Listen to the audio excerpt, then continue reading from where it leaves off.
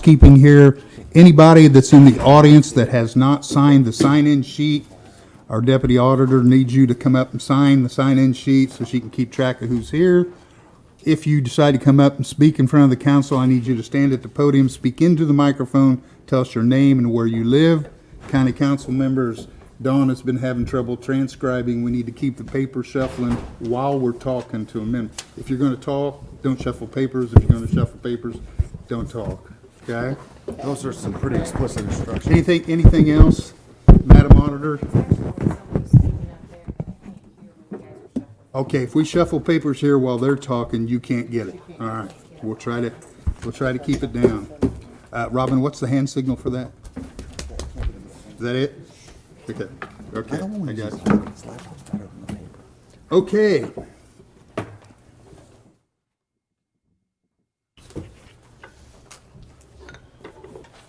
I'm going to open the September 4th Hamilton County Council meeting. The very first thing we're going to do is I'm going to open the public hearing as it concerns the 2020 budget. So anybody that has anything they want to say about the 2020 budget, come up to the microphone, the podium microphone, give us your name and where you live, and 3 to 5 minutes of what you've got to say about the county budget.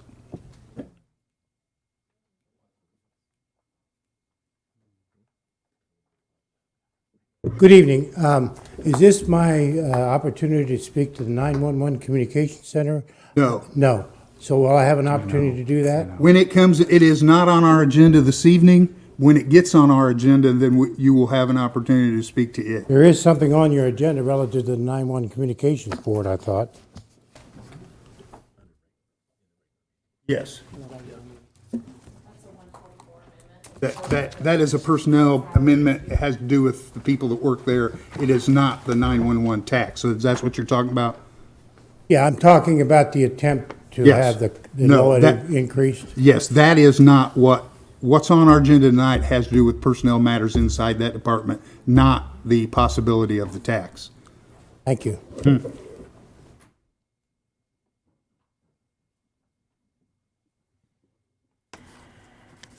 Good evening. My name is Mark Hall. I live in Noblesville. So first of all, I want to thank Council President Beaver and thank you all for your service. I realize it's a pretty tough job that you guys have to do. 100 million reasons for a lot of responsibilities you guys have to sit with. I also want to thank Kathy and Robin and Kim for their work in providing me with some background data before I came to speak tonight. The 18, 19, 20 budgets, thank you, Robin. All of the county council, the personnel policies ordinance, and the nepotism policy, and the conflict of interest statements signed by all the council members. As I said, your job's not easy. It comes with great responsibility, but with great responsibility comes accountability. And that's the spirit in which I come tonight. I'm going to ask some questions that I'd like for you to address. Certainly, you're not under any obligation to do so. But it's starting with kind of what Mike was starting to talk about. If there is anything you can do to support us with that impending lit tax increase, and if you want to table that to another time, I understand that. But if there's something you can do as a council, I resent the fact that 2 other city councils can vote and put a tax increase on us in Noblesville, and I didn't get to vote for the Fishers Town Board. I didn't get to vote for the Carmel Town Board. And because those 2 town councils represent 50.1% or more, they can impose a tax on us. So I'm really coming hat in hand to the county council and asking you, is there anything you can do to defend us as taxpayers from this impending tax increase? Mark, I don't think we can, because it's the way the state legislature set it up gives that division of power to them.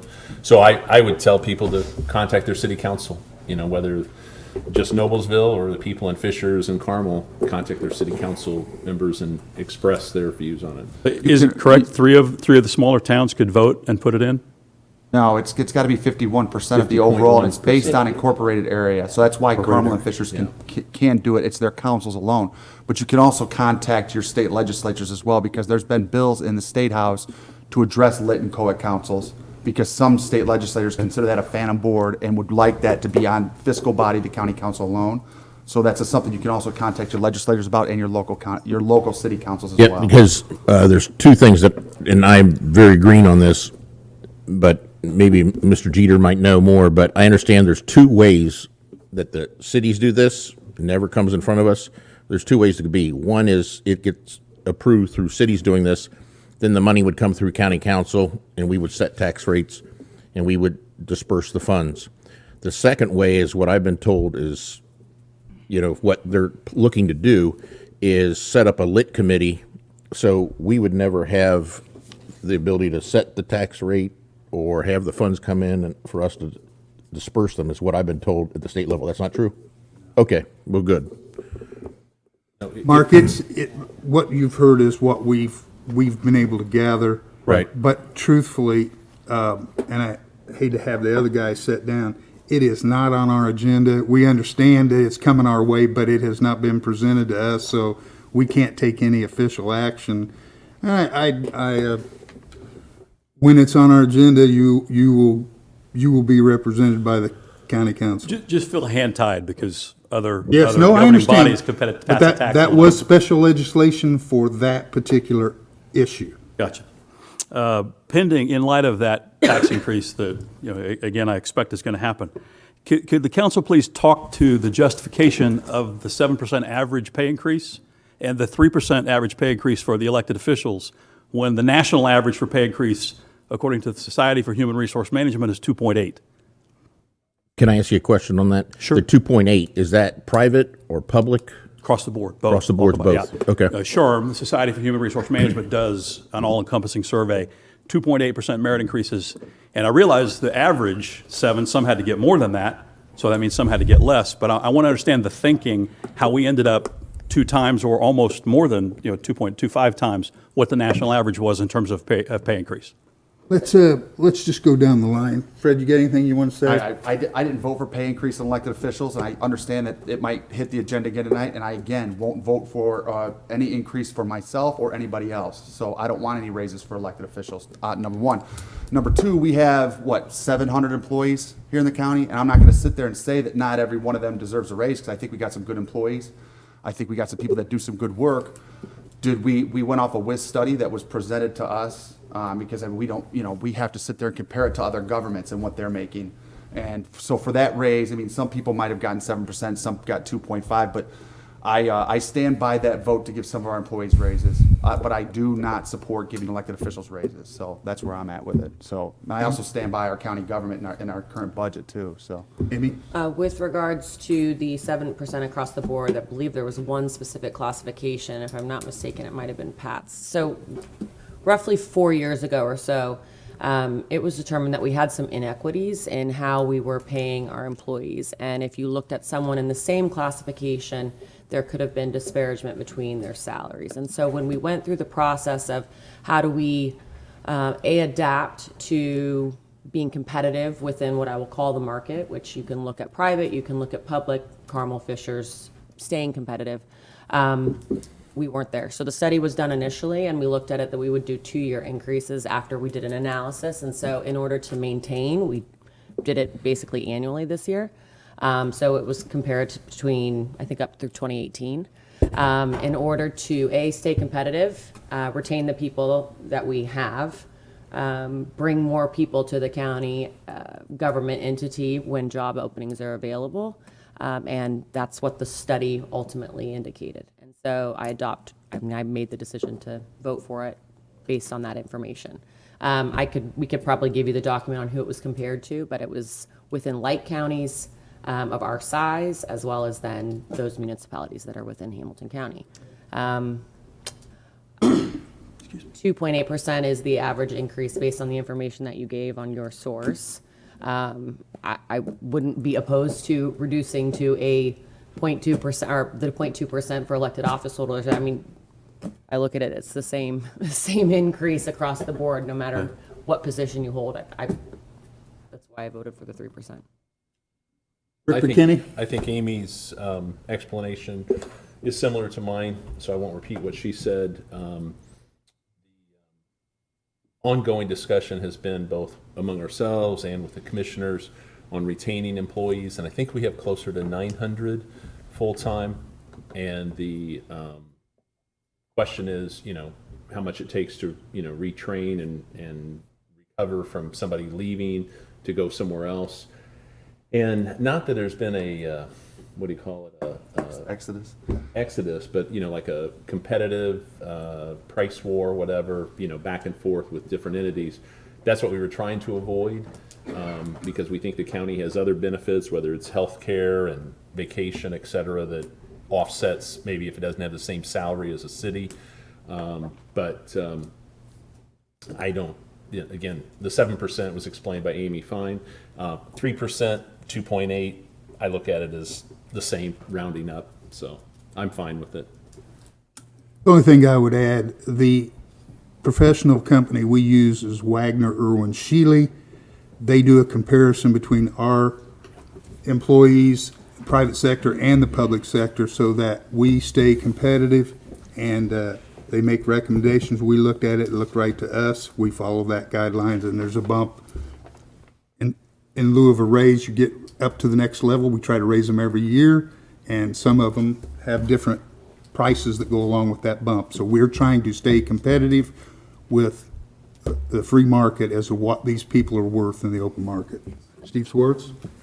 Mine's going to be a short, sweet answer, but our employees here are the most valuable asset we have here in Hamilton County, and I will continually support raises for them.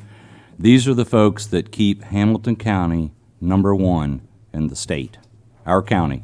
Our employees do a great job, and I will always support raises for them. It also helps retain and keep them here. So I have no issues with giving them raises whatsoever. Jeff Hearn? Thank you. I think Amy and Rick and Fred, everybody else, Brad, explained it great. Steve kind of stole my thunder on the whole employee thing. People come here to Hamilton County and want to live, and they love everything about it and the services, and it's not because of us. It's not because of elected officials. It's because of the people that are out there answering the phone, standing at the counter when they walk in and need help. And they're phenomenal. I greatly appreciate everything they have.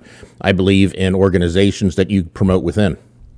So in order to keep certain talent on the bench, because other people might be retiring in future years, 4 or 5 years, what it might be, the second and third type individuals, I want to make sure that they're competitively paid so they don't just jump, and then we have to retrain and try to bring somebody else up to there. So I'd also, with your expertise on the percents, I don't know recently in the last 3 or 4 years, but I know there were some times before the 07-08 crash, private sectors were growing 6%, and there were a lot of areas, for example, when I was trustee, I knew of like first responders were only getting a 2% or maybe a 3% response.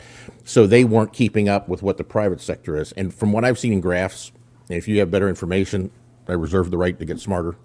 You could share it with me, that private seems to go like this a lot, where it seems that the county or municipalities tend to kind of just do an average, and it keeps going that way. 3% a year, 7%, whatever it is, take up. The WISC study did tell us that we are behind. Some of the things that we did, they're not going to be the highest paid compared to Marion County or other counties that were in that study, but it gets us up to a point that's not necessarily an embarrassment when somebody gets a call and says, oh my gosh, this is like almost life-changing for my family and everybody by going and doing this. So I think that's why we got involved with the WISC study, and we have been following it.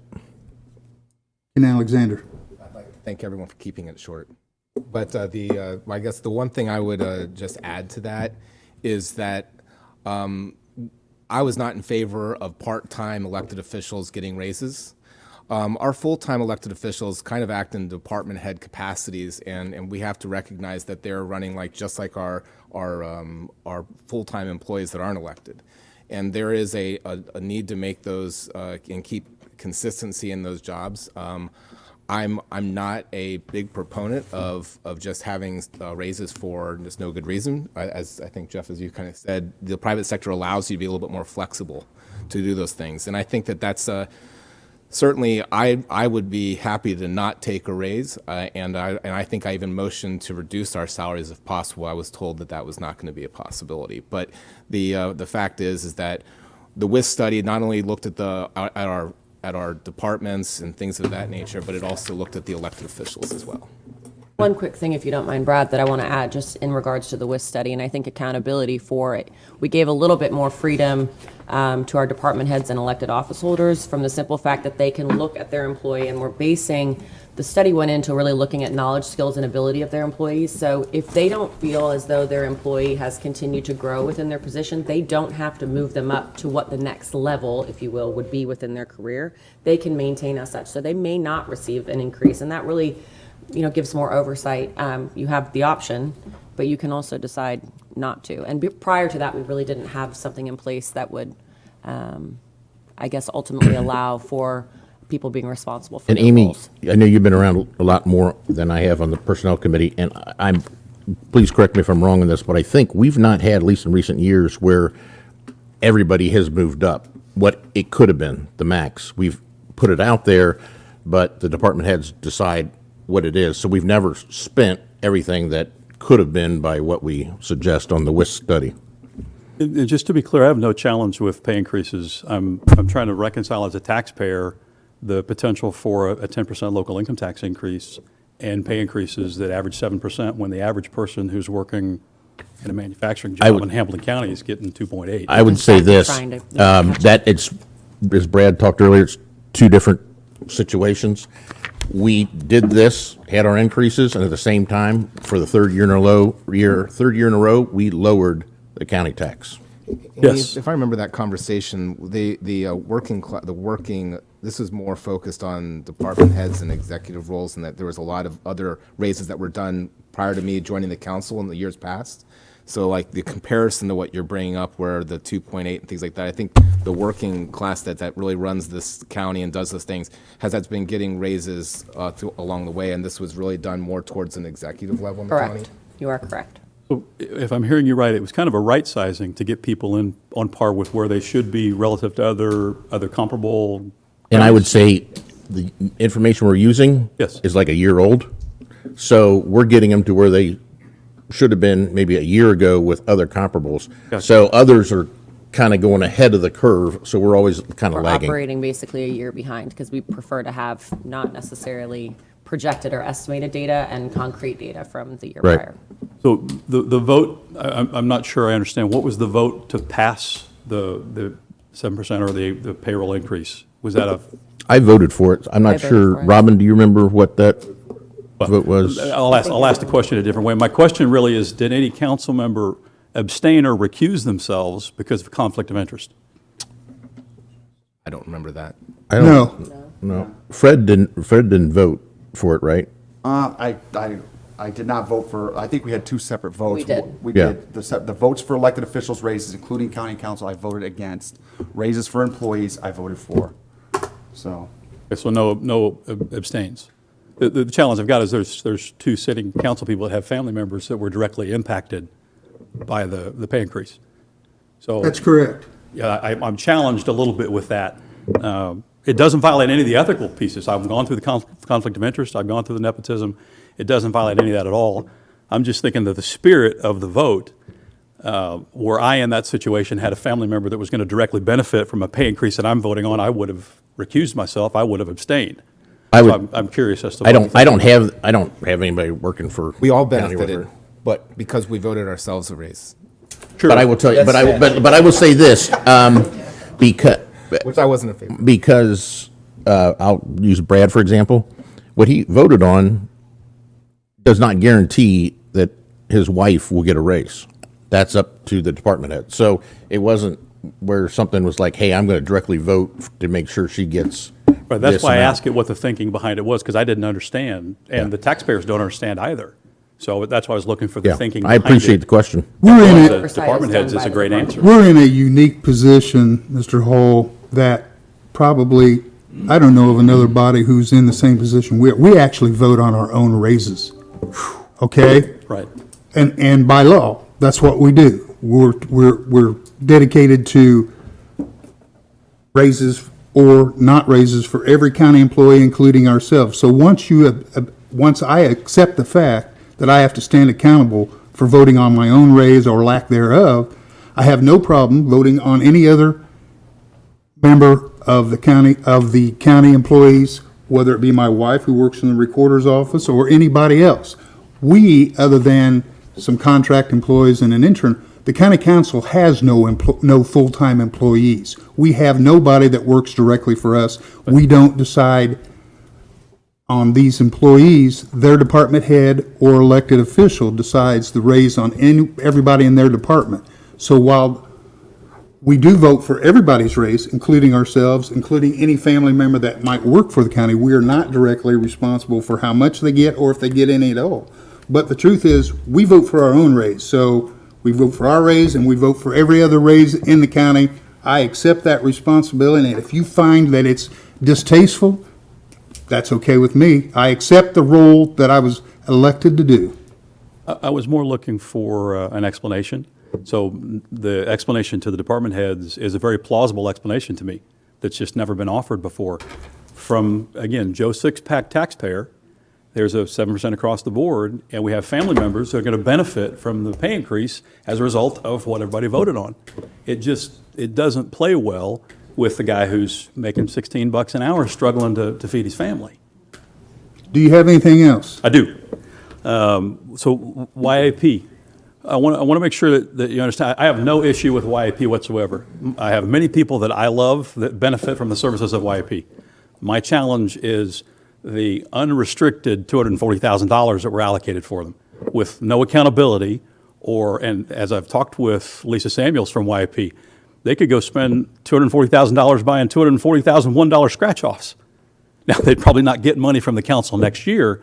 My challenge is that we allocate money to a worthy group that they didn't ask for, and we allocate money to a worthy group that with no accountability or any kind of retribution isn't the right word, but clawback or Well, I think that was parameters put in place. I understand. I think that was my motion, and it was after, if I'm not mistaken, that was after a pretty long debate about the moving people from, what they did ask for was to move people from part-time to full-time status within youth assistance so that they could continue to provide more services for communities that need additional help, right? So We're going to go right down the line here. Sorry. Okay? My bad. Finish, Ken, and then we're going to go right down the Sorry, line. I was out of order. No, you're speaking. No, you're speaking. You're speaking. You're good. We can start at either end. Yeah, well, But that I believe that was where they wanted it, and I know that the services that White Youth Assistance would give, and it would be in fact I believe cheaper if we did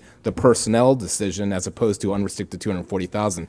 And if we could go back and make a change on that, I would be 100% behind that today, just like I was at that time then. But I know that program does provide amazing. It has changed the lives of people, and it does keep people out of our jails and things of that nature. So it does reduce costs to the taxpayer as well. And I think we all can agree upon that with this statistical data. So if we could come up to a resolution tonight to amend that and put the personnel back in, which I know they would prefer, I'd be 100% behind that. Jeff Hearn. well, I'd be interested to hear about that as far as changing to make something like that. I'll make a motion to change Can we go in order? Yeah, I was just saying. when you get to me.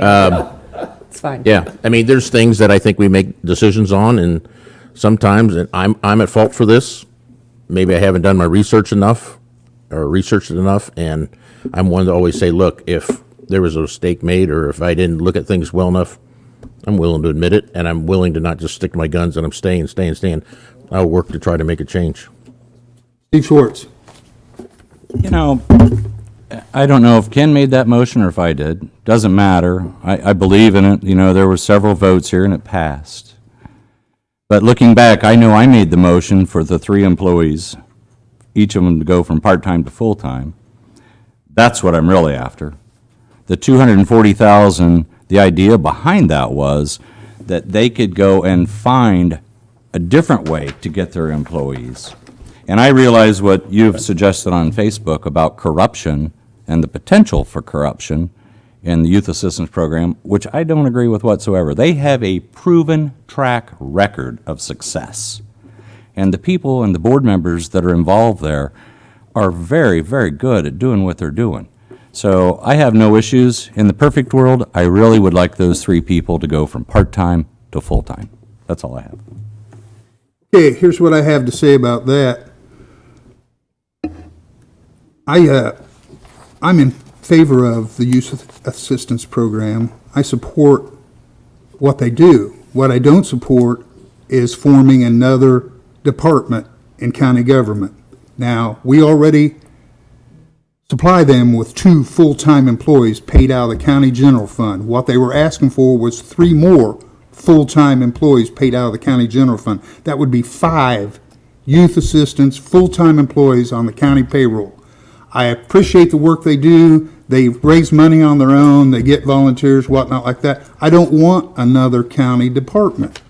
If they're successful, then be successful. Please don't ask us to add another department to the county. 5 employees. Once you got 5 employees, then you're going to need some office space. How about a couple of cars? Let's get a secretary. It's another department. I don't want YAP to be a county department. If it's impactful to the schools and the communities, I appreciate the fact that they raise their own money.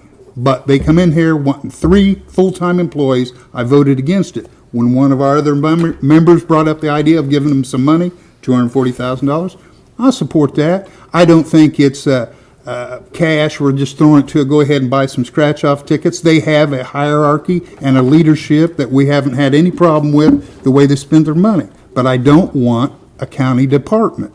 That's why I voted against the 3 full-time employees. We had the surveyor asking for people that we turned down. We gave him 1 instead of 2.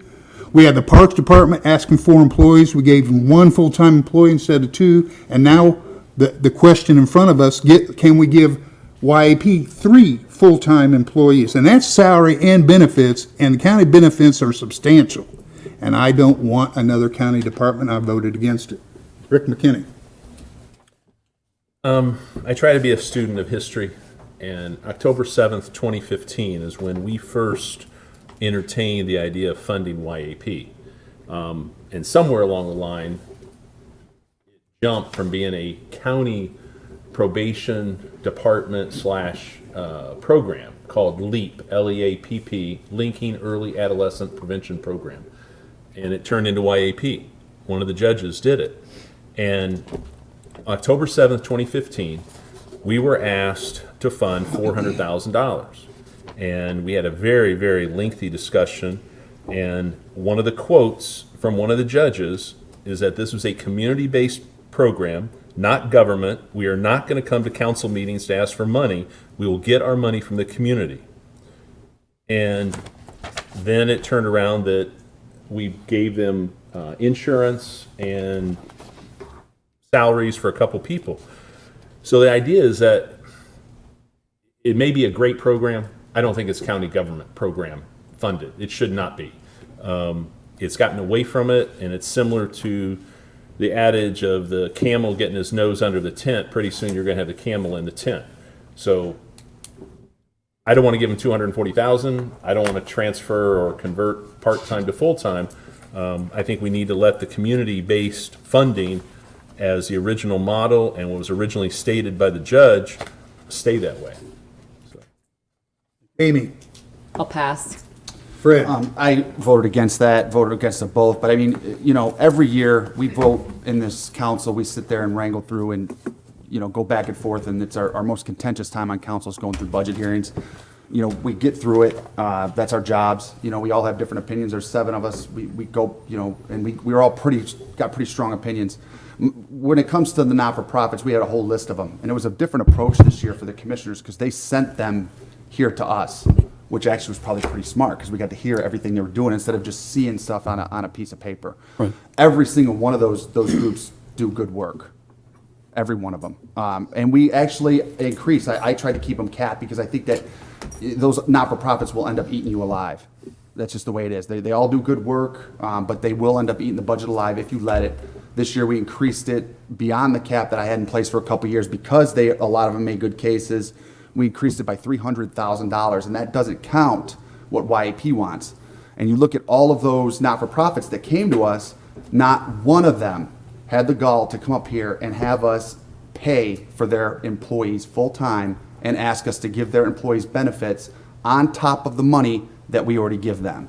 I just didn't understand it. We could have given them money. We could have funded them from the day that I've been here for YAP. Great organization. They do good work.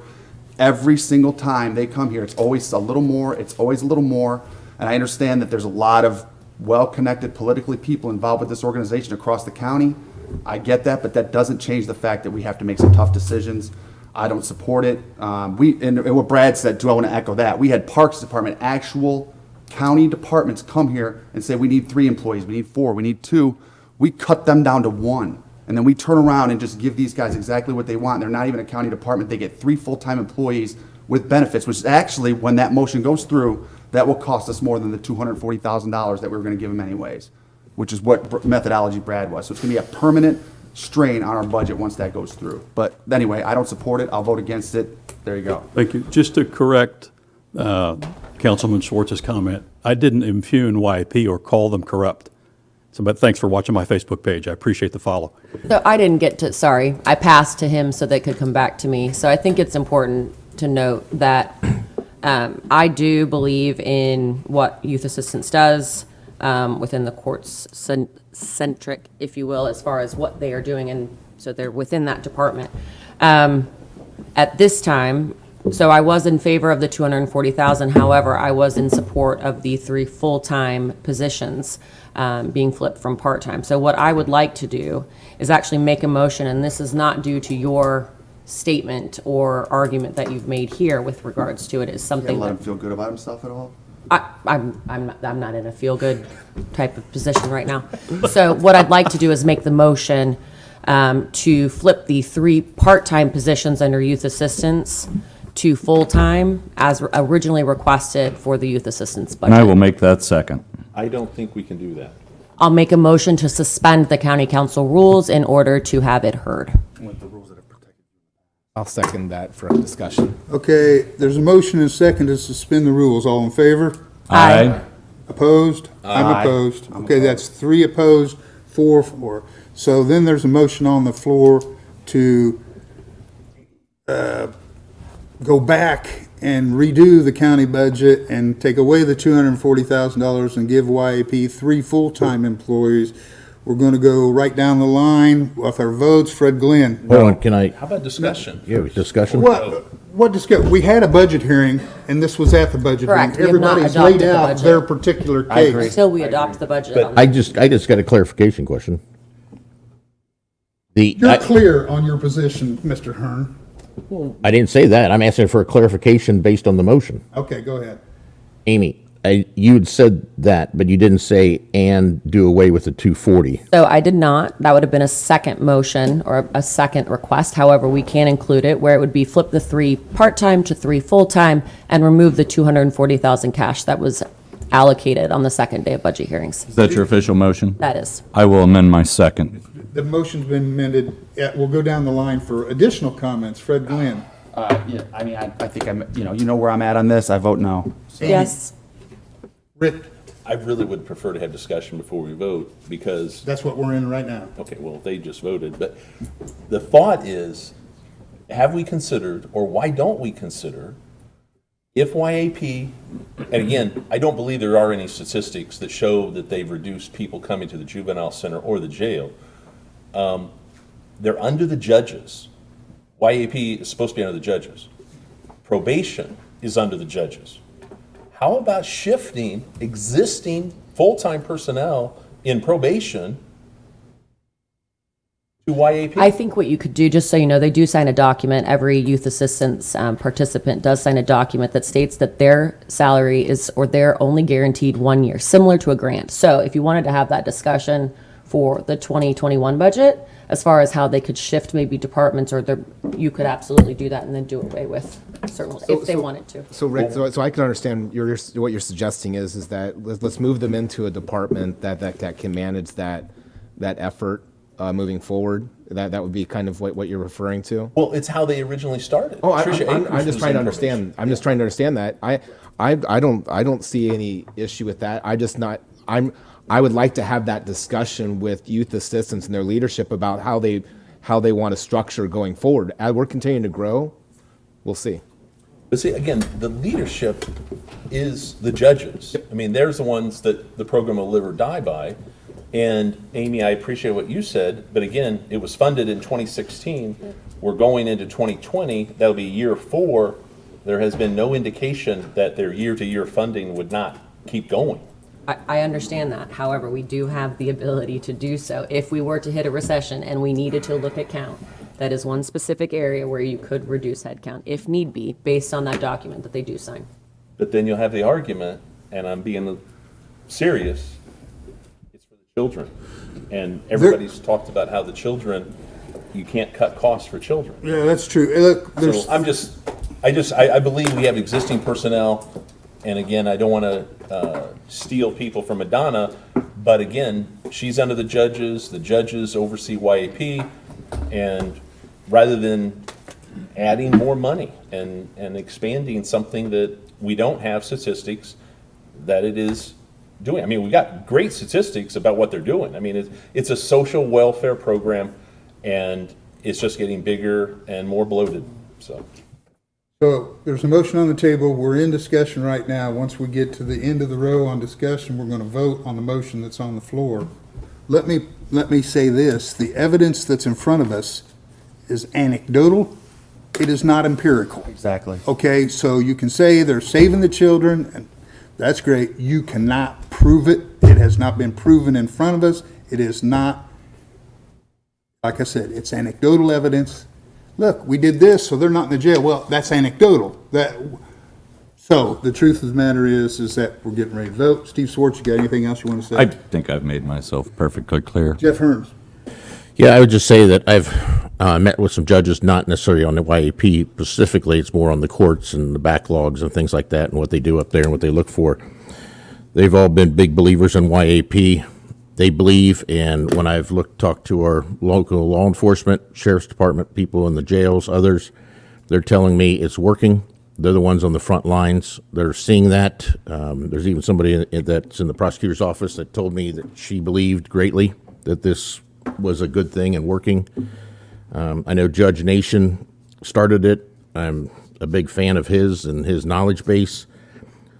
I do believe that this is spending nickels compared to spending dollars down the road, just because I've seen it from my trustee position that I was in before this, that it can take 12 years to get people turned back around if you don't try to stop them here before they really hit rock bottom.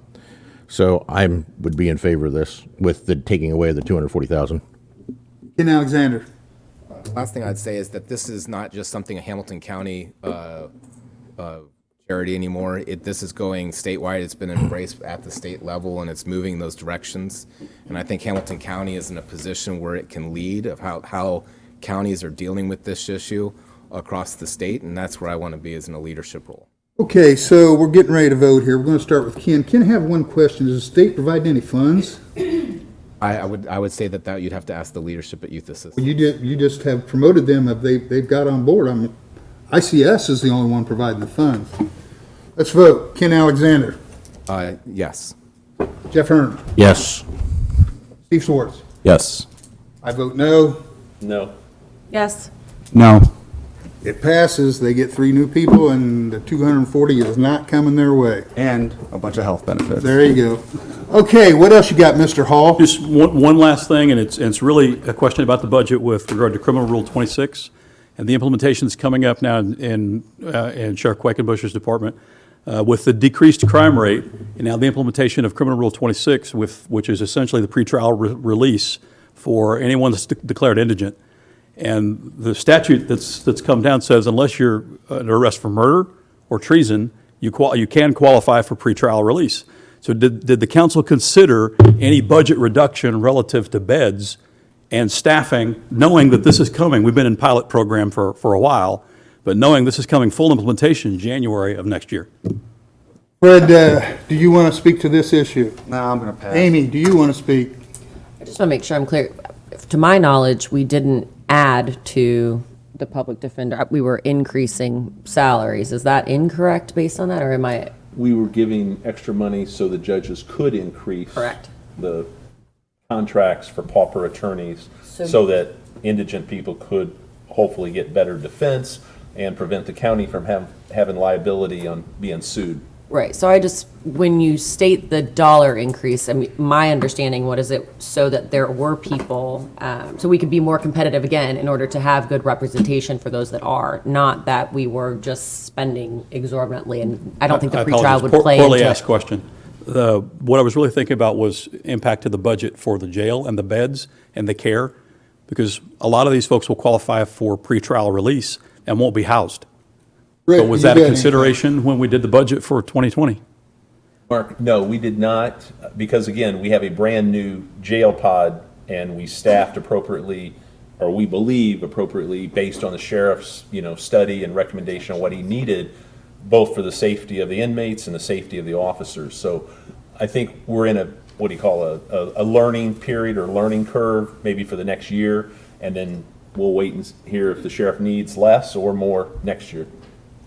That's all. The last thing I've got is really just to thank you for the 3 years of tax Oh, decreases. no, you need to stay right there. Oh, Mr. okay. Schwartz? I'm happy to. You know, maybe Dennis, if you could help us out on those numbers. When we started visiting the jail population, the maximum capacity is 193, is that right? It's 296, 296, and we were continually close to the 400 mark. about 400, so a lot of other issues were in play, and that's what energized that expansion. Yes, sir. And the, forgive me for not knowing exactly the definition of this, but it's the D-felons, is that correct? That had the huge impact? Level 6 felons. It used to be D, and there were some Level legislation 6 is how changes. they Now classify level it, 6, okay. yes. And that was headed our way, and it's still impacting us, is that not Yes, sir. correct? Okay.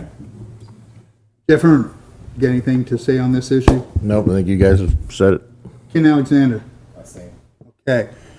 Mr. Hall, do you have anything else? No, thanks for the grace. I was just going to say, again, somebody caught me early, but thanks for the 3 years of consistent tax decreases. It is not unnoticed, and the taxpayers do appreciate it. Thank you much for your time and your grace. Appreciate it. Thanks for coming and talking with us. Okay, we're going to close. Wait a minute. Do we have anybody else in the audience that wants to come up and talk to us about It's gotta be about the budget. about the, 2020 budget. you're not the public, Mr. Coroner. I do have one item, being you brought up the corner. At this time, I would like to make a motion to increase the coroner's pay for 2020 to $80,000. I'm sorry, what'd you say, Steve? I would make a motion to increase the Hamilton County coroner's pay to $80,000 for 2020. Do we have a second? I'll second it for conversations. Okay, we're going to have a discussion. We're going to start with Mr. Glenn. I've made where I'm at on elected officials and these salaries. I got nothing to say. Amy? So I reviewed the information that he provided, I believe it was yesterday, to full council. I do think that there are some concerns based on, if you look at the roles in which the elected office holder as the coroner participating in other, if you will, areas of the state, we have continued to increase. I think an increase is warranted based on the caseload.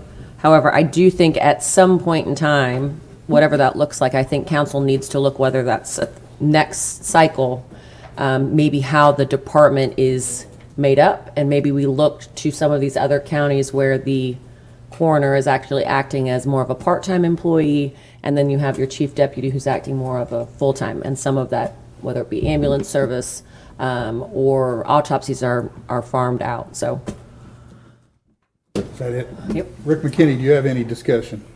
Well, I guess I think we're out of order because I thought we voted or talked about it in our budget hearings. And we decided not to go with the suggested increase or requested increase and kept him in the same pool as all the elected officials. Anything else? Steve Schwartz? I have nothing. Jeff Hearn? I'm going to pass. I just want to hear what he has to say. So that it was very good information that you provided, John, I will say that it's remarkable that what the taxpayers don't know, the savings that you do provide by doing additional services that other communities are not doing when they farm out those things. When I was just doing through the numbers, it was $640 per case for the runs. Last year, $700 savings for autopsies that you were assisting with, and it added up to a $365,000 savings to that. Now, that being said, in the private sector, we like to incentivize people to save money to create revenue and other things. I think, Amy, you're right. As we look forward and as we figure out who we're going to be in 10, 20 years, is understanding what the roles of the departments are. We have wonderful people that put in tireless amount of hours to go support things and clearly are putting in a yeoman's day's work and that should be rewarded. But at the same time, it's not a sustainable model to continually provide that, because when the next person comes in, are they going to perform at the same level that I know that you do? I would love to understand what the opportunities would be to create stipends that would be set in place to cover savings by not outsourcing those ambulance runs, that by helping support the autopsy, so that you're still providing savings to the county, but that when someone does come into that role, wouldn't have an automatic change when they just decide that they're going to keep the elevated salary but do less work. And I'd love to understand how that's even possible moving forward. That's a good, I know I said my piece, but I do want to add on to that. And that was my concern, actually, when I read what he said, because you got a guy up in Fort Wayne or wherever it was that came in there and just signed something. Well, that means that the next guy, if we did bump it, that means we haven't defined that. So you can have somebody come in down in the next guy and say, well, I'm going to take that 80, 90, 100,000, whatever it ends up being at the time, and I'm only going to come in one day a week. Yeah, Exactly. Look, we're dragging on here. We had this whole discussion during budget hearings. Now we're going to have the whole discussion again. I didn't have the information that was provided to Well, compare, just and so you know. where did that information come from? I actually requested it from the coroner. So here's the thing. We've got a motion on the floor. We're getting ready to vote on it. I would just say that I have two things I want to say. If you want to form a study committee to go into this in depth, that would be fine with me. But we're going to vote on giving them an increase right now because we got looks like we got 4 votes to do it. I would say to you this, all elected officials in Hamilton County, whether they're full-time or part-time, once they're elected, don't have to come in one day. They can sit at home the entire term that they were elected to and get paid their full salary, because you cannot remove an elected official unless he commits a felony. Now, this particular elected official does great work and works hard. The next one could be somebody that doesn't want to, but once you set the salary, you cannot reduce the salary while that person's still in office. So you take the chance of increasing the salary and then being sorry that you did. So we're ready now. Can I I want to ask do my speak? Okay. I passed. Yeah, okay. I wasn't finished, but that's Okay, okay. great. Go ahead, Mr. Hearn. All I was going to say was that Could I finish my statement? Okay, go I ahead. did cut him off. Yeah, you Yeah, did. go ahead. Actually, Go you ahead. can. I think you should. I'm not in charge. I was just going to just look at it. When I looked at the savings across, that if we were to incentivize something at 5%, that would be about a $20,000 to $25,000 stipend that could be put in place.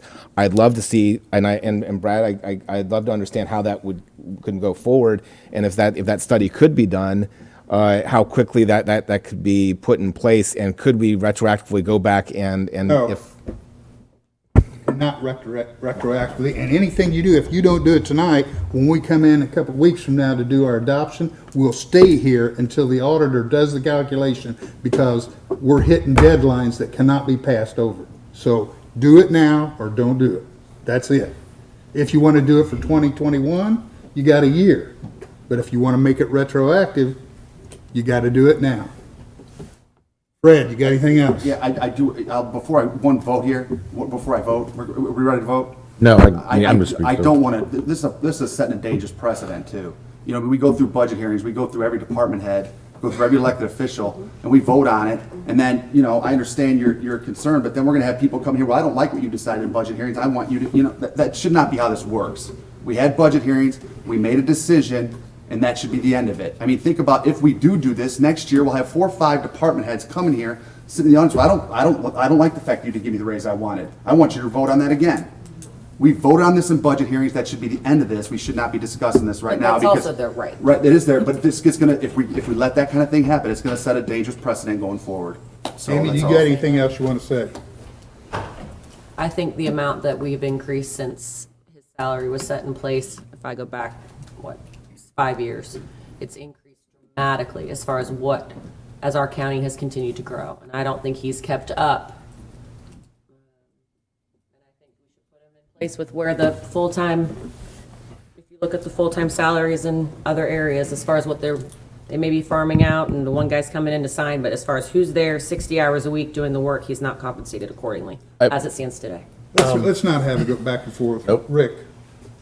Thank you. You're right, Brad. We cannot change salaries or reduce salaries during a term of office.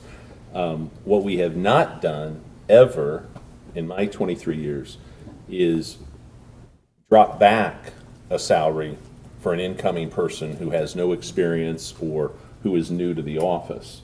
And that's something that perhaps we should examine with new elections coming up next year, because I think some of these salaries have gotten high. And as I presented to everybody, every elected official outside of the sheriff, the commissioners, and the coroner are number one in the state of Indiana. And in fact, several of the state positions, our local ones, are $20,000 to $50,000 more than the state official.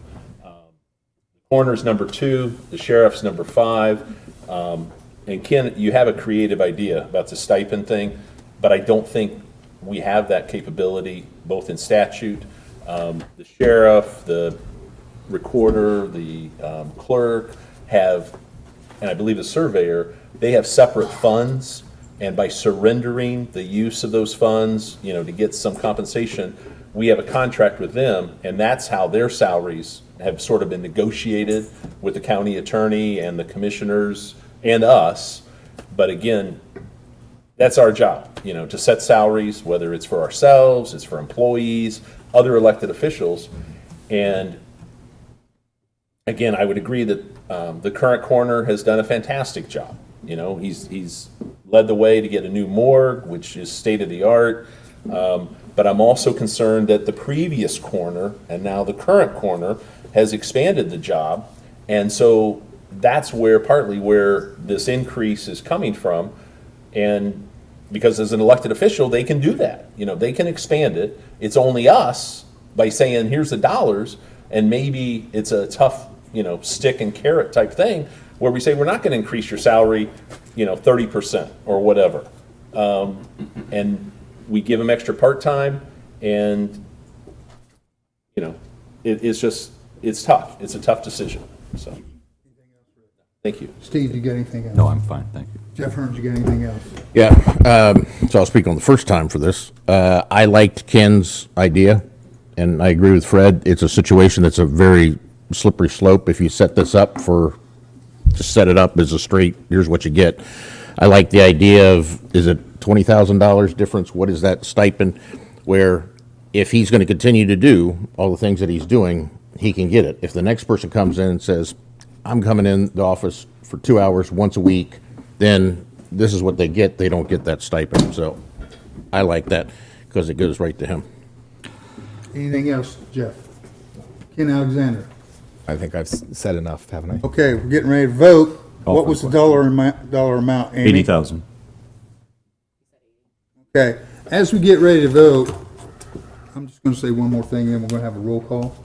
Remember, there were other elected officials that asked for a raise that didn't get them, Exactly. okay? Fred Glenn, No. Amy, Yes. Rick, No. I vote no. Steve, Yes. Jeff, Yes. Ken. Yes. Okay, there you go.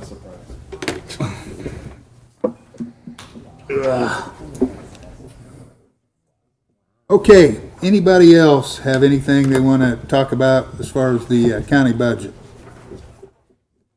The public hearing for the 2020 budget is closed. We're going to go on to the regular session. Does anybody want to take a break? You want to go right into it? I don't think we did roll call, did we? No. We're getting ready to go into our regular, No, okay. 5-minute recess. Okay, we're going to take 5 minutes here.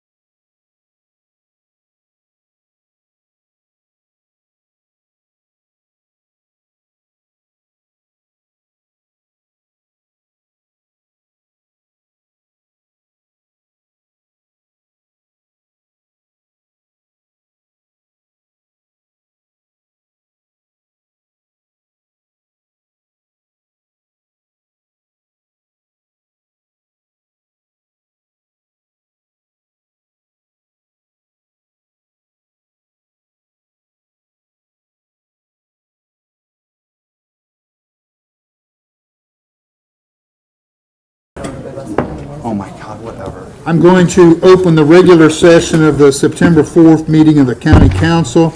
Madam Auditor, can I have a roll call? Yes, Ken Alexander. Jeff Hearn. Present. Steve Swartz. Present. Brad Beaver. Here. Rick McKinney. Present. Amy Masalamani. Present. Fred Glenn. Present. Mr. President, you have a quorum. Thank you. We're going to now have a invocation and pledge of allegiance led by Steve Swartz. You all rise and bow your heads, please.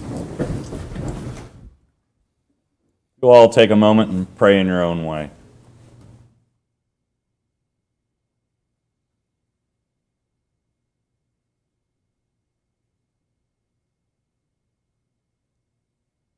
Amen.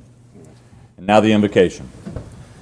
I pledge allegiance to the flag of the United States of America and to the republic for which it stands, one nation, under God, indivisible, with liberty and justice for all. Okay, thank you. All right. We've already had a public hearing on the regular budget. Madam Auditor, do we need a separate public hearing for solid waste and the airport? Yeah. Okay. I'm opening up for another, as hesitant as I am, I'm opening up for another public hearing for the county budget as far as it applies to the Solid Waste Board and the Hamilton County Airport Authority. Only those two, is that correct? Yes. Anybody got anything to say about those two budgets? Nobody rising. I'm going to close that hearing, and we're going to go to public comments. Anybody has anything to say about what's on tonight's agenda?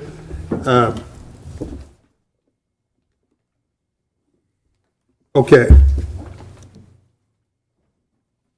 Now's the time to come up here and tell us what you think. I see nobody rising, so we're going to move forward. I need to see that you've read and approved the minutes of the August 7th meeting. So moved. Second. All in favor? Aye. Opposed? That passes. Let's go to committee reports. As president, I only got one thing, and so I would remind the council members to look at their email. We've been invited to the groundbreaking ceremony for the Highway 37 project, and you need to RSVP if you plan on going. It is Monday the 9th at 10 a.m. located at Lockhart Cadillac. So if you look at your email, it's been sent to us. You need to respond to them that you're going to be there, if you're going to be there. Monday, this coming Monday, 10 a.m., Lockhart Cadillac. And that's all I got, Mr. Vice President. No, I don't have anything right now. Highway Committee. We did not meet. Finance, we did not meet. Personnel. We did not meet, and we will address issues further in our agenda. Okay. Miscellaneous. Mr. Hearn. Yes, I would like to bring forth some of the conversations we talked about before and ask Mr. Jeter if he could kind of look into things. I'd like to do a work session sometime on the availability to offer incentives if savings are done that we can put out there, and if the person chooses to do those, then we'll share some of the savings. You're talking about elected officials. Elected officials. Did you research? If they choose not to, then they don't get the money. So it's not a hard set salary. Could you research that and let us know when you have an opinion, Mr. Jeter? When he tells us Yep, he's got that's something, great. we'll set something up. Yep, Steve, did sounds you have great. something? Thank you. I do have one item, just letting the council know that we are still working on the Hamilton County Comprehensive Land Use Plan, and I will continually keep updated. Right now, there's no news. There's just plans underway to start interviewing some of the people. Okay, thank you. Steve, pardon me, since you mentioned that, is it a partial or a complete overhaul of the comp plan? Chuck is here in the audience, I believe. Here. Maybe he can address it so I don't make any mistakes. Yeah, one of the first things we'll do, the Plan Commission's going to set up a steering committee, and one of the things that committee will do will be to look at the entire plan and see what parts or sections of it we want to redo. My personal feeling is that the entire plan does not have to be redone. Particularly, the commissioners and the highway department did the transportation plan update, and so that does not need to be looked at in its entirety. Just those sections of it that it might change in the next 10 years. One of the things that everybody does want us to look at are the proposed interchanges along 31 and how that affects Adams Township particularly. Chuck, but you said the highway did an update. They did, yeah, we did an update on the thoroughfare plan since we did the last comprehensive plan. Right. So why would we do interchanges if they weren't, saying they weren't done by highway? Not back then, no. Not the land use around the inner. Yeah, Okay. not the land use around them. Because, again, I don't know if I'm the only one or if other people got a letter from some citizens concerned about the update. Did anybody else get that letter? I did, I got it. You got it. Chuck, who is the president of the planning commission? Chip Habig. Okay. Can you send me an email with his telephone number? Sure. Because, again, my 2 cents, Chuck, is that I would like to see a complete update to avoid any concern that citizens have, any improprieties, that there were cherry picking of sections being updated, All right. and especially if we're paying up not to exceed 150,000, Yeah. that it should be 100% redone. Okay. Thank you. For my information, I don't remember the exact year, but when was the last comprehensive done? 2013. Okay. Thank you, Chuck. Thank you. Okay, moving on to unfinished business, the 2020 council meeting deadlines. Mr. Alexander, Mr. McKinney. McKinney, have you coalesced around the calendar for 2020? I communicated with my wife, and I think that the one that I was addressing was the April. I'm fine with that date, that April 1st. I was just making that. How about your travel schedule, Rick? I'm good. You're Yes. good? So we can adopt the one that's presented to us? Yes. All in favor? Oh, I need a motion. I'll make the motion. I'll second. All in favor? Aye. Opposed? We have adopted the 2020 calendar for county council. Now we're going to go to table business. I see none. We're going to go to new business, and I need a motion for the approval of vendor claims. So moved. Second. Moved and second. All in favor? Aye. Aye. Opposed? That passes. We're going to get an update from the people from Farm Bureau, Mr. Rinker, Mr. Benson.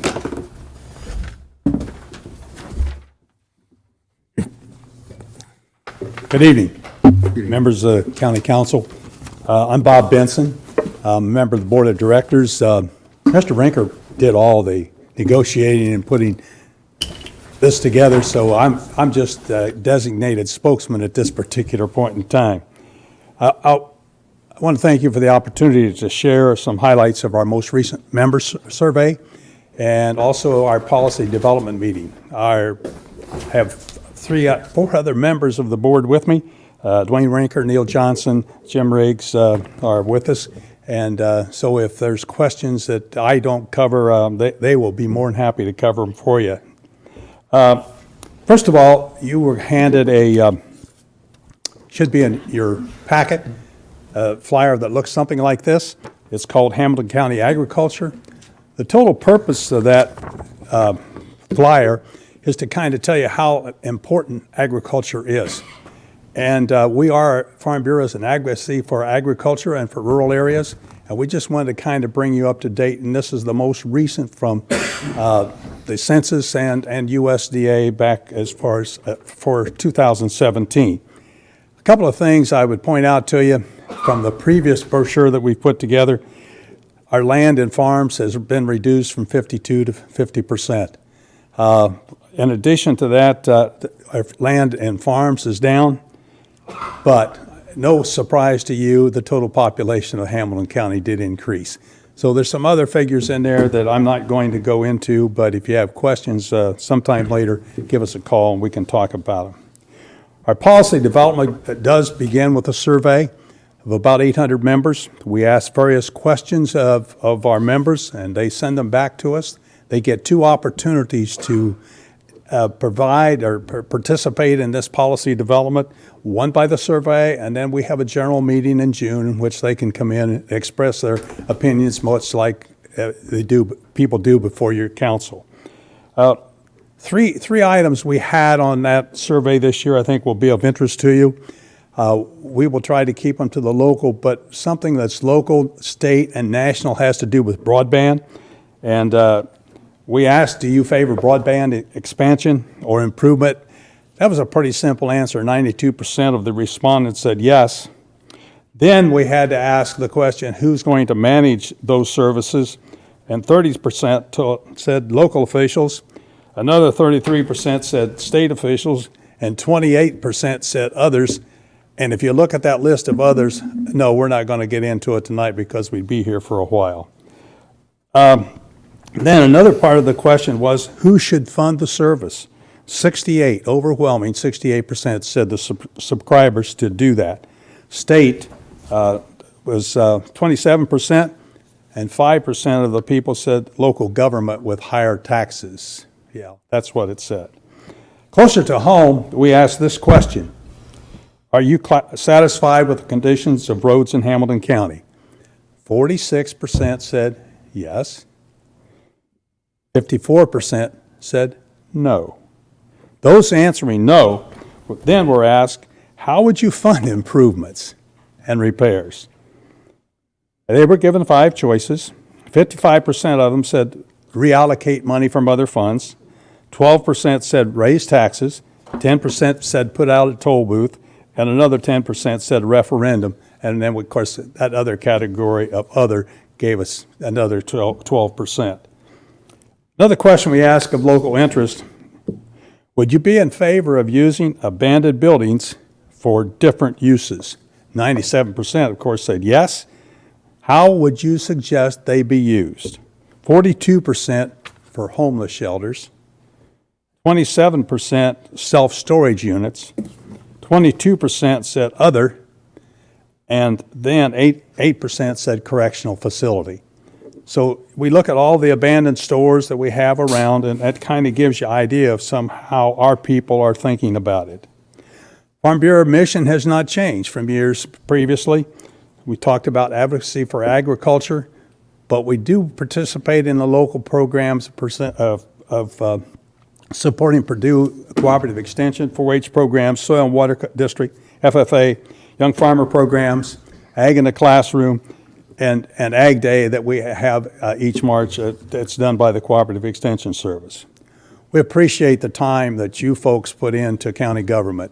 That's a very important function that you do. We appreciate that, but also thank you on behalf of supporting the agriculture community, and I'd be happy to answer any questions that you might have at this particular point in time.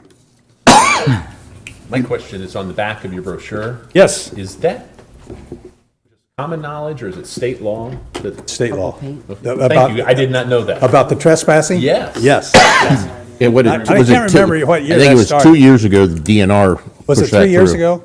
Yeah. 2 or 3. Yeah, it's in that time frame, yes. Purple Still- paint applied to trees or fence posts means no trespassing. So anybody watching this, know Yes. that. How does that apply to colorblind folks like myself? What color do you see? Anybody else? You changed by 2%. As far as percentage of farmland in the county, it was 2% last year when you came here, right? 52%, now it's 50. Yeah, Right? we've dropped, yes. Do you expect And that that went, to and that continue? went to building houses. Okay.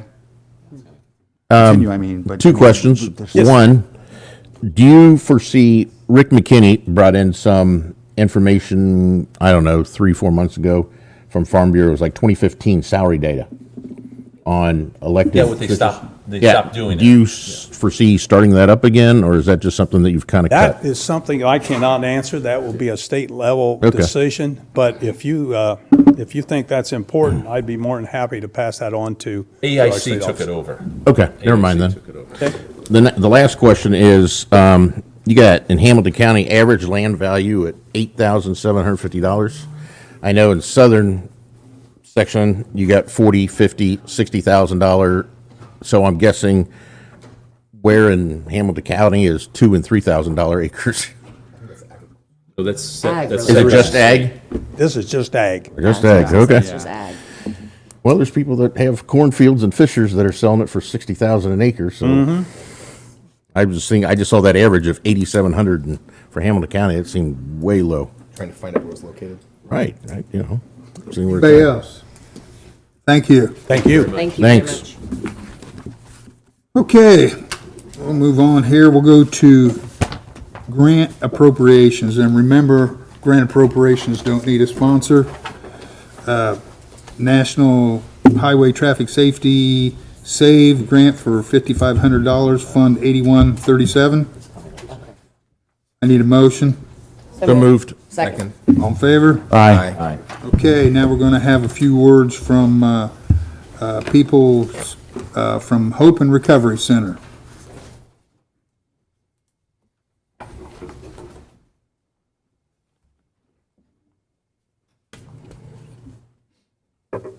Good evening, everyone.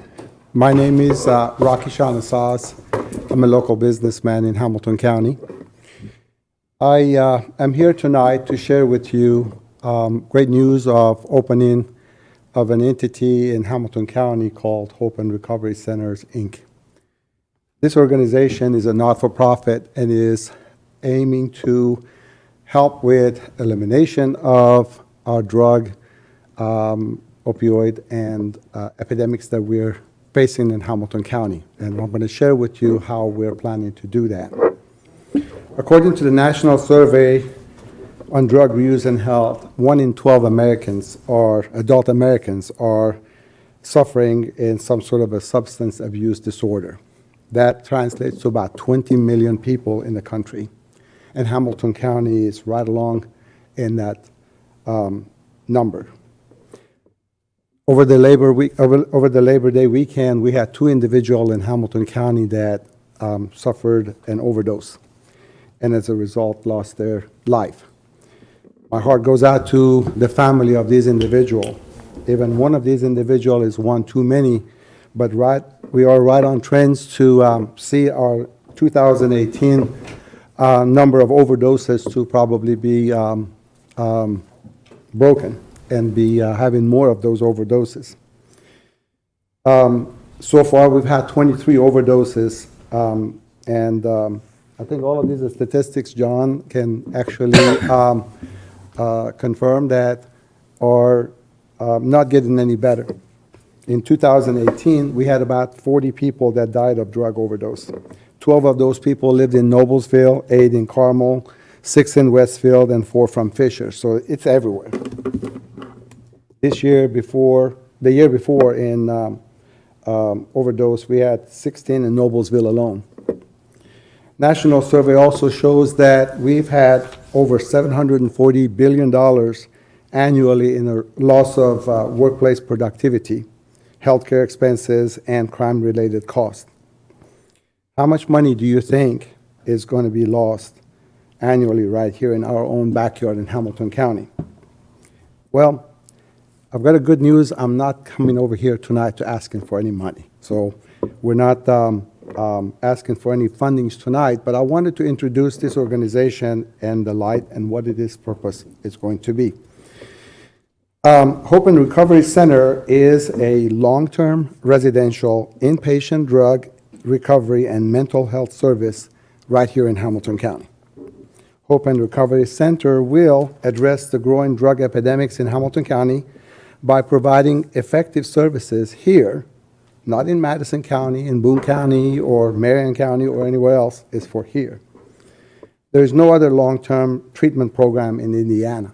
We're going to be the pioneer, again, #1 in the state to introduce such program.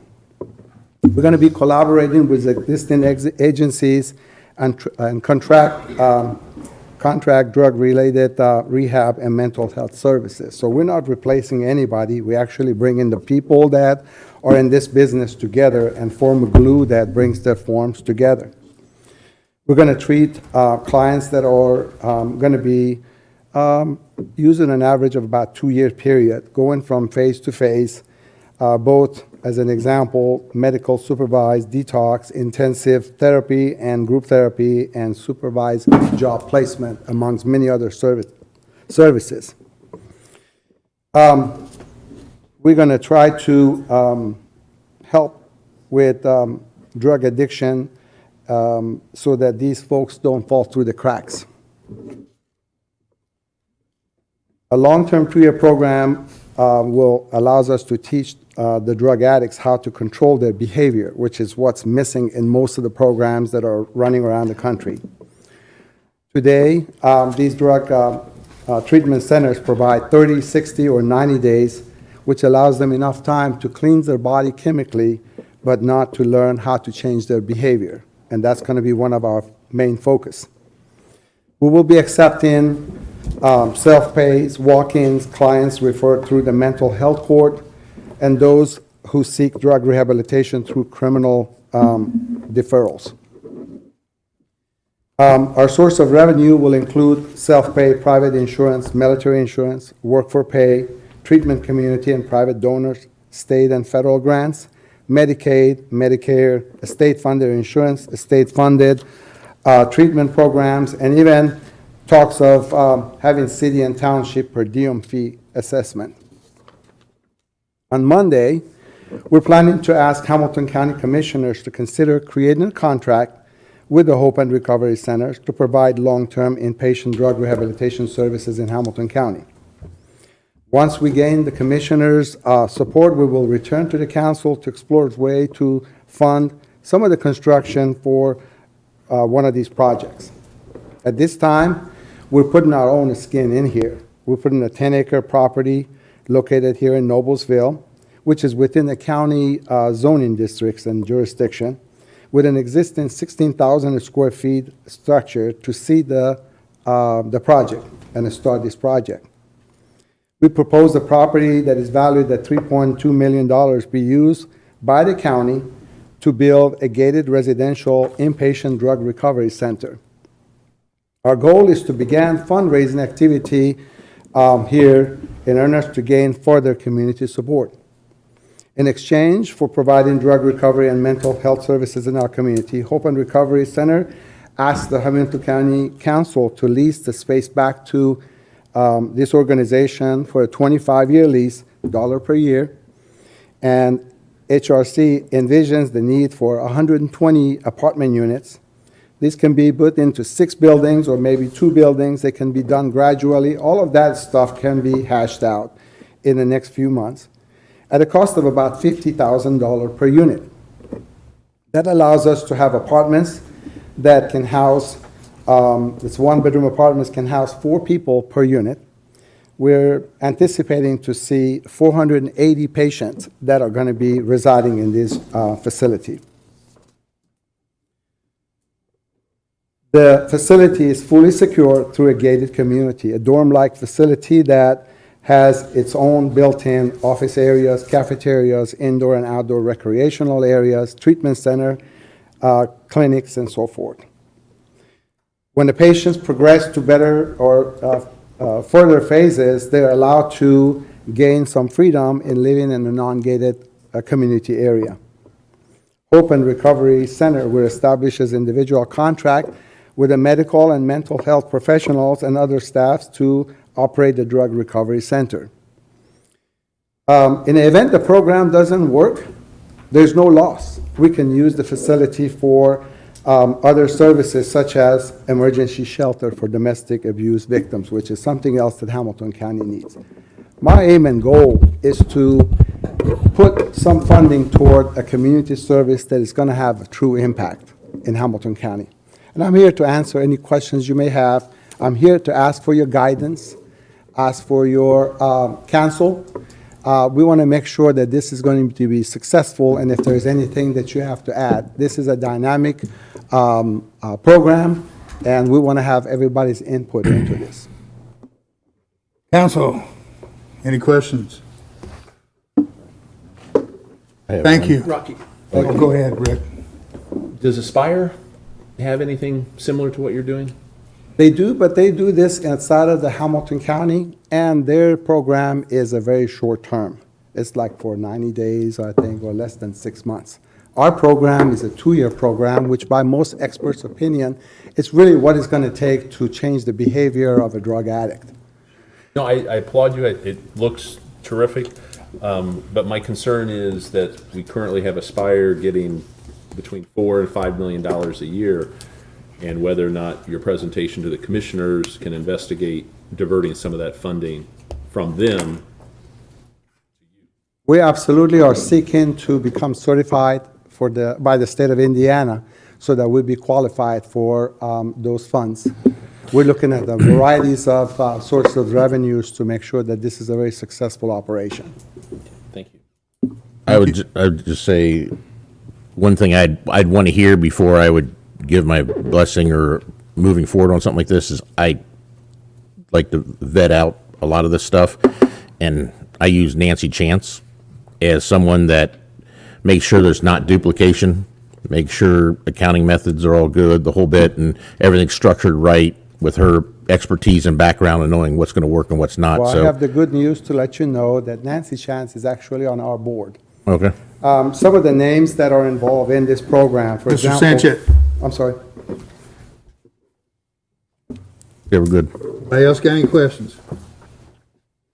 Thank you. Thank you. Okay, let's keep moving. We're going to go to additional appropriations, so we're going to open a public hearing concerning additional appropriations. The first one is a council additional appropriation is for the Humane Society. Rick? I would move to approve $3.5 million for the Hamilton County Humane Society. I'll second. Okay, so we're in discussion phase. Does anybody from the Humane Society want to come up and give us words of wisdom?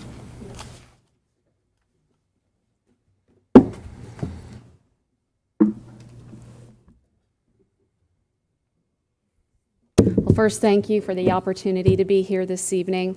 I appreciate it. I also wanted to extend a special thank you to our council liaison, Rick McKinney, for your support and belief in our mission and advocacy for animals in our community. I know you've got a lot of information we've already shared, so I'll be brief. And in the spirit of moving through it quickly, we did bring some renderings, and we can stay here, leave these for you to take a look at more closely, of the new facility that we'll be building in Fishers at 106th and Hague Road. Happy to answer any questions that you have, and I know we're running late, so I will leave it to you to see if you have anything particular you'd like me to cover. Counselors, anybody have questions for the ladies? I don't really have a question, maybe just a short ask. If you're going to be able to leave that, maybe if you could leave it out front so the public coming in and out would get a chance to view that. As long as the commissioners can give approval, I think it might be a good addition. We'd love to. We will get more printed up. Our architect, Sean Curran, is here this evening, so I'm sure that he would have no problem getting us some renderings to leave here on easels for the community to see. That'd be great. Thank you. Absolutely. What is your time frame as far as your capital improvement campaign, fundraising campaign? What's your time frame on that end of it? We're actually still in the quiet phase of our capital campaign. We really rolled that out in January, so 8 months into the quiet phase, we're really excited to be already at $4 million. With that, our goal is to have a minimum of $6 million of the 12 by the end of this year in order to stay on track with putting a shovel in the dirt in the spring of next year, and then 10 months to build. So our goal would be to move in to a beautiful and better new facility in 2021. I spoke to Commissioner Harebrant a couple weeks ago, and he had said they already did the first approval. I don't know if their second meetings occurred yet or not, but Mark said they were go. Any other counselors have questions? That was the question I was going to ask, the timeline. Anybody else? I was just going to say, appreciate Rick for coming up with this. This was a good idea, I thought. I like him bringing it forward. We did too. Yeah. The dogs and cats think you're really cool. We all think you're all very cool. Are you gonna have McKinney T-shirts on the cats? Now, how many cats did Rick volunteer to take with him? He did. I've already taken one. Is this At going to be the least 2 Councilman Rick disabled McKinney pit building? bulls. was the promise. Yes, You sir. gonna name that the Councilman Rick McKinney? building? There should be like a pin. One pin with you. Okay, we got. We really do appreciate this. It's incredibly generous. It's going to put us to our goal in order to move forward. And it means everything to the future of animal welfare in this community and really impacting Hoosier animals. This is a big deal, and we thank you. Yeah, well, and we appreciate the work you do, but let's be clear, the Humane Society provides a service to Hamilton County. It's just not, we're just not handing out the taxpayers' money willy-nilly. You provide a service that You're we right. need. And If you didn't we're- do it. You're We're helping to absolutely support right. that. So whenever, but there's a lot of great groups and charities we know come before you every year asking for support, and we're very unique in that the only money we've ever asked for and the only money we have ever received was the contract money in order to provide those Yeah. animal control services. So this is a gift. I Yeah. think that was due. Okay, there's a motion and a second. All in favor? Aye. Aye. Opposed?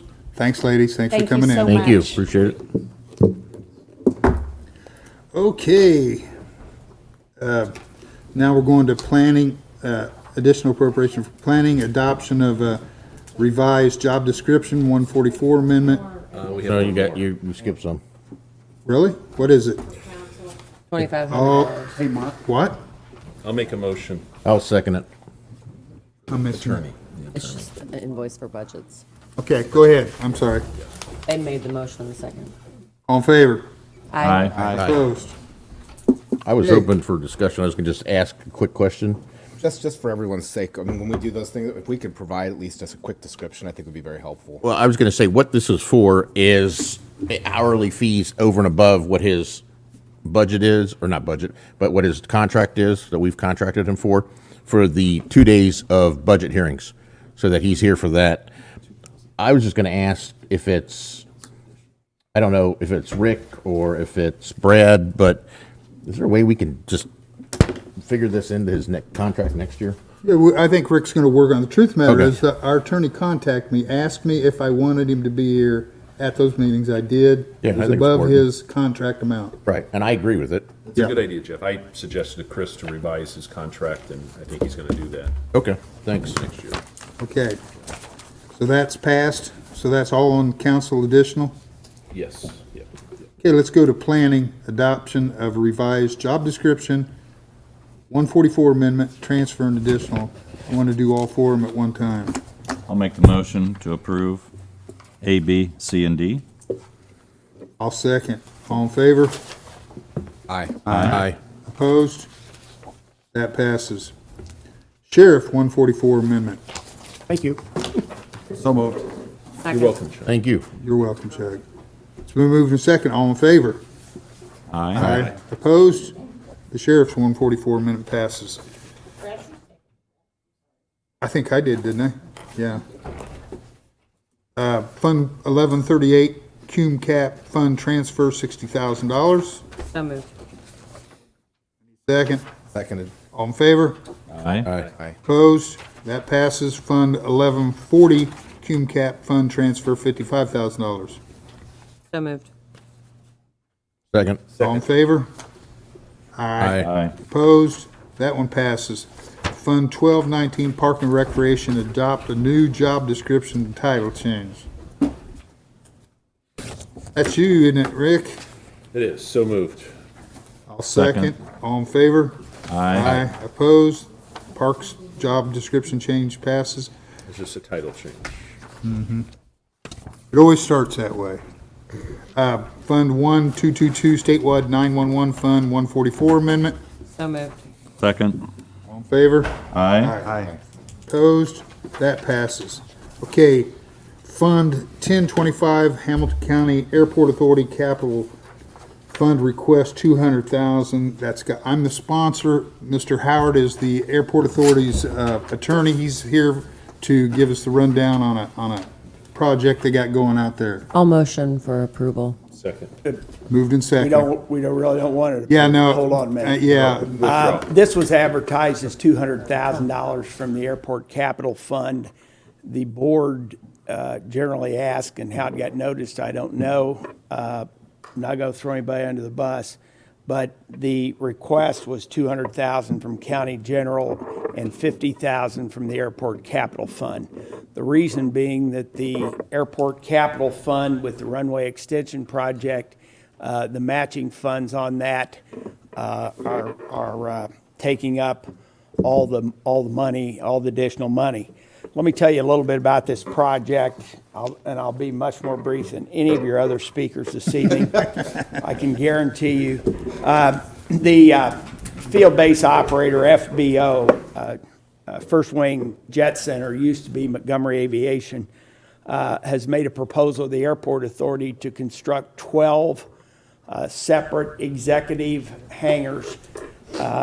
Those hangars will run between $250,000 to $300,000 each for a total investment in excess of $3 million.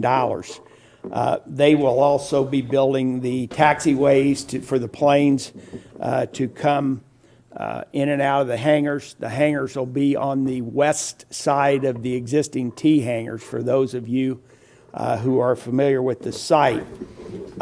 This appropriation will fund the utility extensions necessary to provide sewer, water, electric, and gas. That's what we have done for the past, for example, during the BEX expansion. The land where these are constructed will be under a 30-year lease. The buildings at the end of that lease will revert to the county or the airport authority at no cost. During the time of that 30 years, either the FBO or if they sell the hangar will be under an obligation to continue to maintain the hangars in equal to or better than their original condition. Also will be responsible for insurance. So essentially, there's private contribution of $3 million. We're asking for $250,000, $50,000 from the airport's own fund, capital fund, but $200,000 from general. Because of the way this is advertised, we will have to re-advertise it for your next meeting to get those breakdowns in place. But we have a lot of negotiation and a lot of contracts to work with the FBO, and we respectfully ask for a resolution this evening so we can start tiptoeing down the road and be before you for final approval of the appropriation at your next meeting. Also this evening we have Bill Fry, who's president of our board, Tom McNutt, who's also a member of our board, and Brad Koza, who is our airport manager, if you have any additional questions. Here's what we're looking to do. We're looking for a resolution that we would take $200,000 out of county general, put it into the airport's capital fund. They've already got some money in there. They would take our 200, their 50 at the appropriate time and commit it to this project. But why don't we just do the 200,000 that's already been advertised? Because the 200,000 comes out of the airport capital fund, not from the general. So what are we doing with this motion? I see. Okay, See what we're doing? So I'll make a motion for the resolution. Resolution. I'll second. Everybody understand what's Yep, happening got here? it. All in Just- favor? Okay. Aye. Aye. Opposed? Jeff, did you have another question? Well, it says county general here, but are you saying it wasn't advertised as county general, the 200 grand? No, it's not. Because the line item is for 1025. and most Okay. department heads don't get that right anyway, so I go by the line item. Okay, good enough. I didn't get a $50,000 request. Okay.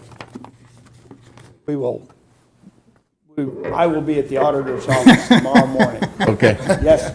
Thank you very much for your Mike, consideration. the resolution does what needs to be done, isn't that correct? Gets us down the road, but the formal approval will be at your next meeting. Thank you very much for your time. It's a long agenda. I'll get out of here. Thank you. Thank you. Thanks, Mike. Yep. So that'll come up next month. Fund 1053 Hamilton County Solid Waste District requesting $68,000. Here is our new director. Good evening. So as you can see, we're requesting $68,000 out of the Solid Waste Management District funds in lieu of using the county bond to update our camera systems. Instead, use Solid Waste Management District monies. Our current cameras have been down since July. The upgrades we're requesting are very similar with upgrades that we've done across the county, doing inside surveillance, outside surveillance, cameras, and, incidents and accidents are really a real thing. We service over 3,000 people per month that come through our facility, as well as over a dozen vendors that come in and out of our facility, drive through our facility. Dumping has been an ongoing issue as well. There's an existing ordinance in the Solid Waste Management District in the code to enforce the existing ordinance better. We need to use these cameras in order to do that. We have buy-in from the Sheriff's Department. I met with some of them a few weeks ago and got buy-in from them to have some more teeth in that ordinance and kind of hold people accountable for dumping out our facility. And these cameras will go a long way to help curb that. Any questions? I have, I'm going to make a motion to approve. I'll second the motion for Motion discussion. second. Ken or Jeff, somebody have questions? I do. I was looking at this, totally agree with it, but I'm curious, the outside cameras, I didn't see anything, so correct me if I'm wrong, but how far, is it 100 feet? How far out do they have facial recognition and license plates even in the dark? So I don't know if I can answer that. I'm sorry, but I know that the cameras that we're going to get, as you're facing the front building, the camera that goes along the line of people that line up, that camera, and then the camera out in our back recycling area, those will be two of the most powerful cameras. They're going to Okay. be beyond a 1080 resolution, and they will be able to zoom in on license plates and make it as easy as possible for the Sheriff's Department to follow through, to get things on camera recorded, and be able to do that follow through with to hold the ordinance, hold people accountable. I would just say I'm on the solid waste board, and Leslie's done a real good job of following up to make sure the cameras are going to do what she Okay, needs to do. good. Because I'm sure you did. I just was curious. they were trying to sell her something that wasn't. Okay. Okay, but she did follow up and kept Good. knows. So the thing about it is dumping has become a problem, and these are going to help address it. And Yep. she's worked with the sheriff. What does he need to what, arrest these people that are dumping illegally? Saying, what Right. does he need to do it? And he needs a license plate. Yep. And that's what it's for. So I've anybody been else got any assured by questions? Stanley that it will be able to give us that data. Yep. Rick? Leslie, very first couple sentences you said something about asking for money now versus using bond proceeds. Is that what you So said? originally, there was a county project that this could have been funded under, but instead, it makes more sense for us to use our existing money in the Solid Waste Management District because it's the cash is there in hand, so why use the county bond money when the Solid Waste Management District has the money to do this? So we're paying for it, and we're just asking for approval from the council to allow those funds to come through. The only question I had is, if we don't use the bond money, where's it going to That was somebody else would have to answer that question. I'm not sure. go? Okay. And again, I'm not trying to micromanage. I'm just curious where it's going to tie into the jail site. I Yes. didn't know if jail control room personnel are distracted by this, or would this be something that could tie into this building as well, or? It's tied into both systems, Okay. and you can select what you're viewing at any given time. Thank you. Thanks, Leslie. And it holds it 30 days? I think that the timeline we talked about was a little bit longer than that, but not too much longer. But Okay. I think it was more of 2 months, maybe. I'm not 100% sure on that. This ties in with a larger contract that Stanley has with the county and the sheriff's department for Okay. other cameras. they're Good working enough. on. Okay. So could you give us an update how, once it gets installed and a couple of months goes by, can you come back I would love maybe? to. Yeah, I'm hoping that we get some. We'll teeth to have that Steve ordinance. go out and dump something and see if you can. Yes. See if you can get his license plate. Throw off that TV that you've been trying to get rid of. Yeah, got it. Bring it in during our regular operating hours. I better not make any more comments. All right, thank you all. Thank you. Okay, so we got a motion a second. We haven't voted on this. We don't have a motion in a second. We don't have a motion a second? I'll make a motion to approve. Yes, Yes, yes, we did. I did. I did it. Okay, who seconded it? You go, Rick. You I go. seconded it. Rick and Steve second. All in favor? Aye. Doesn't Opposed? make a difference. Rick made the motion. Leslie knows because I interrupted. Yeah, he interrupted her to make. Rick's like, me. Okay, okay. Okay. Woo. It's nothing but a party. Okay, we're to announcements. Jeffrey, come up front here. Sheriff, do you have any announcements? I have two things, Go ahead. if you will. One, a question was posed to the council earlier about the pretrial release program, and I just kind of wanted to set the record straight. There has been legislation changes related to the pretrial program. The implication of the question was that everybody who was not charged with murder or treason would be released to the public. That's simply not true. There are court rules and an assessment that is done based on release. You will let us know when the population of the jail goes down, won't We you? will. I just wanted to let you know that we don't Okay. anticipate any changes to the jail population based on that. We have been piloting that program here in Hamilton County and expect many of the rules to be similar to what we're using today. The second thing is that we are holding a job fair for the Tower program. This is for inmates who are soon to be released, and we are thankful to many community partners who have helped make this possible. This is not taxpayer dollars. This is completely funded by donors. I'd like to thank Rocky Sanchez, who was here earlier, who is a significant donor to that, and this is under the leadership of Kelly Gunn. But this is a program to help remove barriers and get inmates who are getting ready to be released jobs so that they are more successful and less apt to commit more crimes. But I'm pretty proud that this program is completely community-based. When is it? The program, the job fair is on September the 13th from 9 a.m. to 12 p.m. An invitation to all the council. If you'd like to attend, just send me an email, let me know, and we'll get you in there. Okay. Thank you. Is that all you had? It is. All right, Jeffrey. I want to introduce Jeffrey Ginnenbaugh. He is our new council intern. Jeffrey, step up here. Tell us what you're going to school for, right in front of that microphone. This direction? Yeah, that's right. All right, my name is Jeffrey Ginnenbaugh. I'm studying in the O'Neill School of Public and Environmental Affairs at IUPUI in Indianapolis. I will be serving as the council intern. I'll be graduating in December, and I will be assisting you in your projects, tasks as needed or as you see fit, and I'm looking forward to getting into local government or nonprofit work, and this was just the amount of opportunity that was given to me through interviewing, and this experience will be very beneficial to my career, and I'm looking forward to every moment of it. Thank you. So if you get an email or a communication from Jeffrey, that you know who he is. Anybody got anything? Yep. You will send your phone number as well? Okay. You might want to clear out your schedule for us. I'm ready for anything. Best of luck. What kind of projects and do you anticipate working on, or? Well, first of all, I had improvements for social media platforms, maybe looking at statistics for engagement. Trying to see as my generation is hardly bothered to approach any physical activity as to moving into a building. So maybe looking at ways to encourage younger people to become involved in meetings such as these. And it doesn't have to be the council meetings, it could be any form of government. So if you're doing internet, Facebook, Instagram, live feeds, those might be a good thing to approach and how to get that started. And I've already started looking at that. And necessarily between, I'm not sure how you communicate right now, but there might be things that I could do to assist you as a board and a council to better serve the public and yourselves. And if you could have any ideas that you would want me to kind of test drive or bring forward to you, that would help you do a better job as a council for everybody and yourselves. I would love to hear those things and try to do my best to give you what I can. Thank you. Thanks, Jeffrey. Thank you.